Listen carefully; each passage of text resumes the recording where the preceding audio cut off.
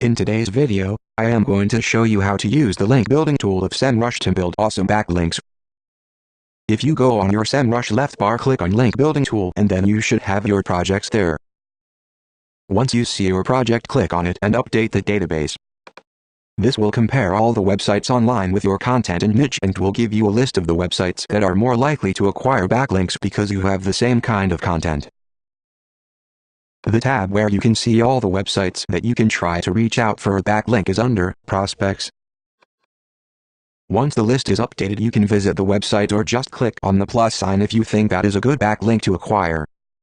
The domain score columns is something similar to the Moz domain authority, and the rating column is going to tell you how good it is to get a link from there.